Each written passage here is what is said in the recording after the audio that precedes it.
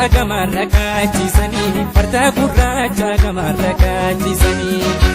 ani sumaafa malee osoo wal beenyu wal nu wallaalchisanii osoo wal beenyu wal nu wallaalchisanii ani sumaafa malee maraatoonii kaachi asnoo qofa maraatoonii kaachi asnoo qofa ani sumaafa malee ollaa fakkaate nuti seeni qofa ollaa fakkaate nuti seeni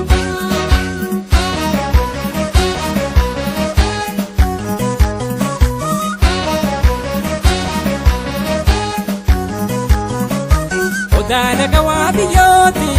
yaa odaa guddaa lagawaa biyyoo addaan nun fageessinii maalo yaa ayyaana ayyoo abbaa biyyoo qotiyyoon qotee qoteeti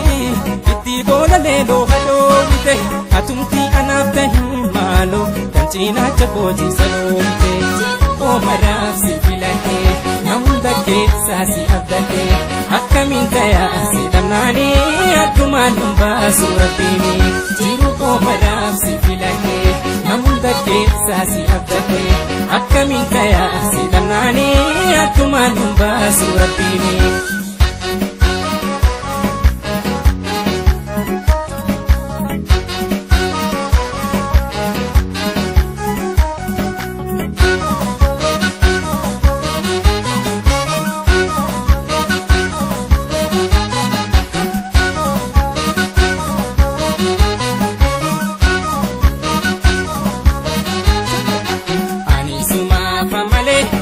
Gurraacha gamarra kaachisanii farda gurraacha gamarra kaachisanii ani sumaafa malee osoo wal beenyu wal nu wallaalchisanii osoo wal beenyu wal nu wallaalchisanii ani sumaafa malee maraatoonii kaachi asnoo qofa maraatoonii kaachi asnoo qofa ani sumaafa malee ollaa fakkaate nuti seeni qofa ollaa fakkaate nuti seeni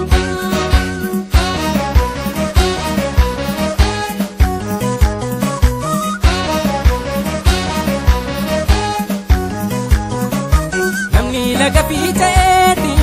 cinaacha lamaanii rafeen bulu tolchitoo of eeggadhu maalo alaagaa yoomiyyuu namaan tolu dhufaa fi darbaa isaanii hin sorruu baraabaraanii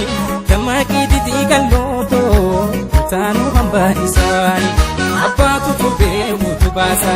hortee mana ofiiti ijaara harkarraa qallootoo waltaanaa baarayyuu hin beellu godaana abbaatu tubee utu baasa hortee mana ofiiti ijaara harkarraa qallootoo waltaanaa baarayyuu hin beellu godaana abbaatu tubee utu baasa hortee mana ofiiti ijaara.